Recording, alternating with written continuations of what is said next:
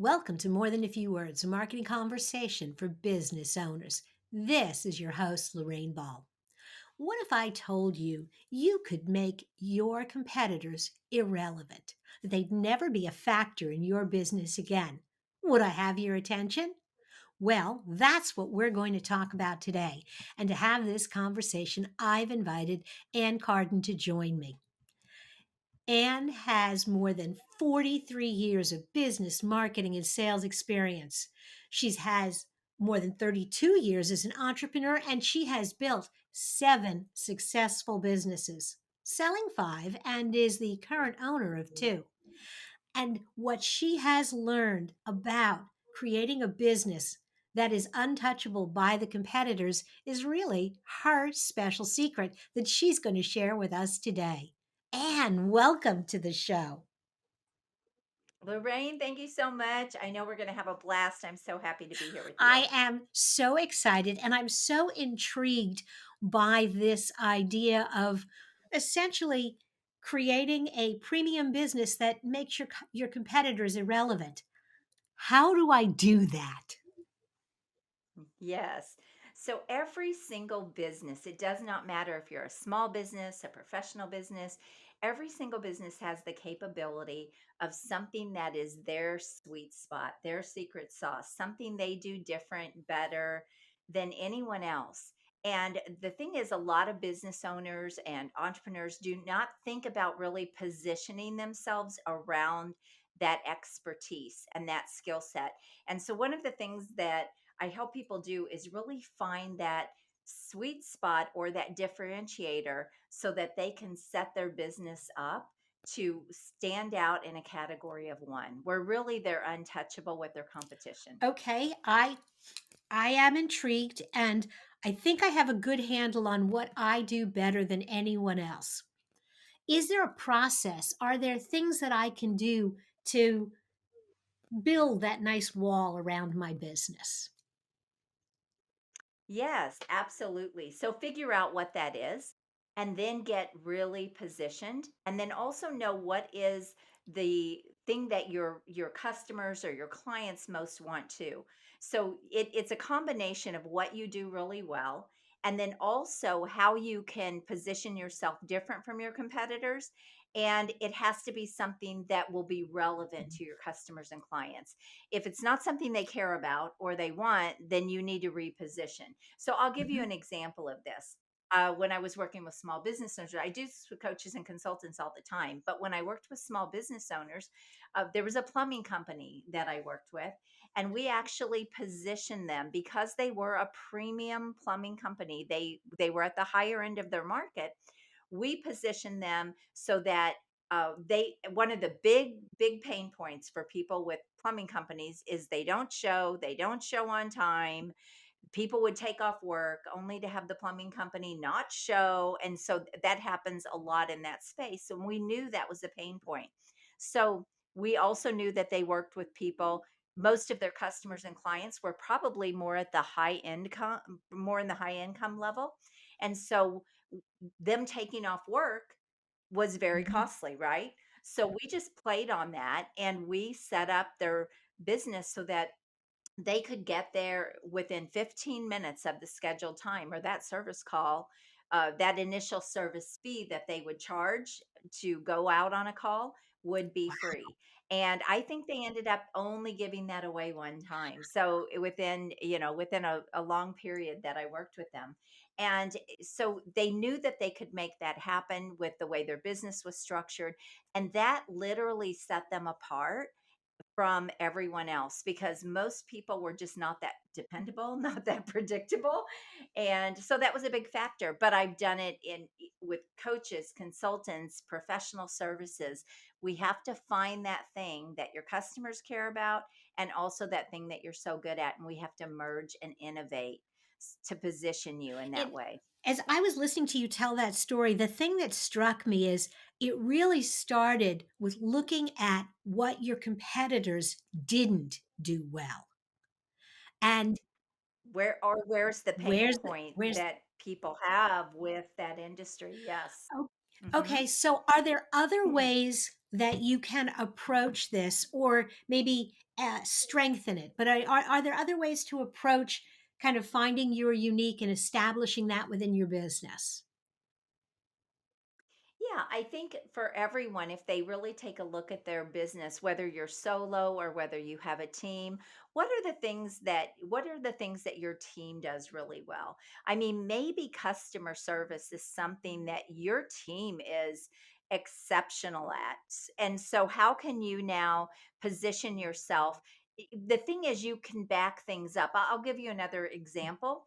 I worked with an auto repair shop at one time, and the biggest pain points is people feel like they get ripped Mhm. off. People feel like, especially women, Mhm. right?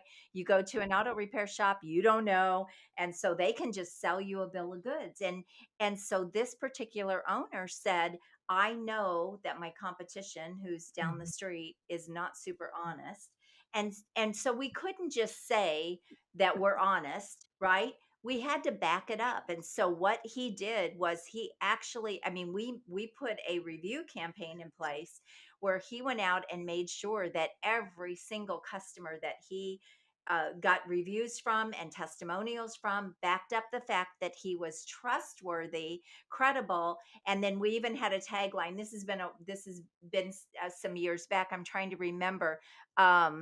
Something about if it's not broke, you don't pay to fix it, or something like that. Right. Um, but it was very compelling and it really set him apart. And I mean, he exploded his business as a result of that because marketing, a lot of business owners, entrepreneurs throwing money behind marketing.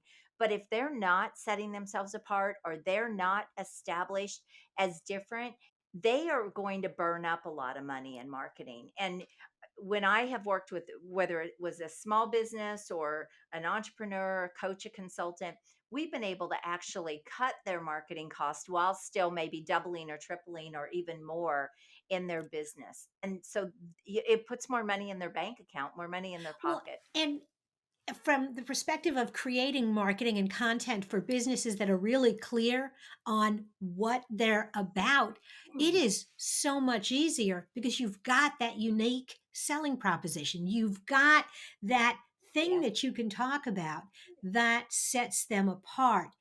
And really, you have to tell that story. It's not enough that you do it. I loved your example of the review campaign.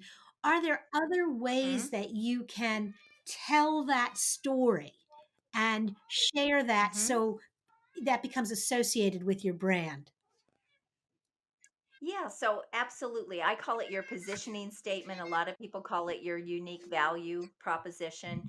Um, have a positioning statement that really says who you're for, what you do, why you're different. That's really important. So that's the first thing. What is the Mhm. hook? What is the thing that people are going to see first? We know that you have 3 seconds to grab people's attention, right? And so you want to get that hook so that it pulls in the right people. It should also repel the wrong people. So if you want to be high end, you need to basically say Mhm. that in your marketing so that people understand that you're a more premium service. So that's the first thing. The second thing is you have to be able to back it up with social proof. So testimonials are a great way, case studies are a great way of educating people through your process. So as a coach or a consultant, actually I just finished a video today where it's going to be automated, and I was on a whiteboard and I was walking people through exactly, how they can build a $500,000 business or beyond in 12 months. And so I educating and letting people see deep into what you do. Those are all ways to build the know, like, and trust and set you apart. Anyone can say they're great. Anyone can say they're the Mhm. best. I always have this little test. Who else can say that? If someone else can say that, it's not Mhm. unique, right? If your competitors can say that, if they can just knock you off so easy, it's kind of like the plumbing company. Everyone couldn't knock them off because everyone couldn't back Mhm. that up. And they would have been given away a lot of service calls, a lot of Mhm. service fees, right? And so when you find that unique place that you Mhm. can set yourself apart, I mean, it's a game changer for businesses. Did that Oh, answer your absolutely, question? and you reminded me one of the things when I was running an agency, and because I'm an old sales girl and I was an inside salesperson, phones got answered on the first ring. Anytime we were in the Yes. building, they got answered by on the first ring, and the person who took the Mhm, call had to always, "How can I help you?" And it wasn't just a handoff because it was if you were talking to a person, they were gonna get you the information that you needed. And so we mhm, could build that in an era when everybody else was using voicemail and push 3, push 2, push 1. mhm. That became the proof of our customer-centric approach. And I love that you're saying that. Do you know that that would be the easiest way for any business to set themselves apart in the marketplace mhm, today? Because everyone is so sick of mhm, automation and pushing all the buttons and not getting a real person or getting someone that they can't mhm, understand or whatever it is. That's a perfect mhm, example of a way to set yourself apart. Look at what the rest of the industry is doing. Look at Okay, so in my business, I help people get really, really high end premium clients. That is my whole mhm, sweet spot. And everything we do is around helping them elevate and get those really high end clients. I only know one or two other people that even play in what I call this blue mhm, ocean because most people don't have a clue how to mhm, do it. And so everyone is down here teaching people how to create low end offers, how to build sort of a low end, like get clients at lower fees. Well, that's easy to do. Or they're all working with everybody's working with startups. And so when you play at a higher level, you just automatically move into blue ocean, not the shark infested waters. So it's just a completely different way to build your business. And I learned this back in my very first mhm. business. I learned this model and I've carried it through. It didn't matter if it was a chiropractor that I worked with or a contractor or a coach or a consultant. I have used this model all the way through my 30 something years of entrepreneurship. Awesome. Well, Anne, I love this. Thank you so much for sharing information with us today. You are welcome. Thank you for having me. My pleasure. And if you're listening and you are interested in finding how to swim in your blue ocean, I'm going to recommend that you check out Anne's website. There will be a link in the show notes. It's annlcarden.com.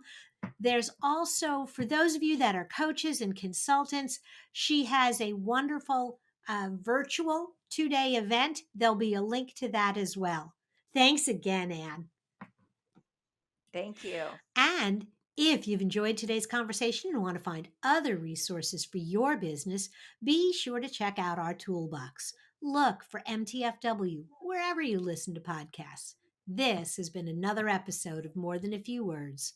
Thanks for listening.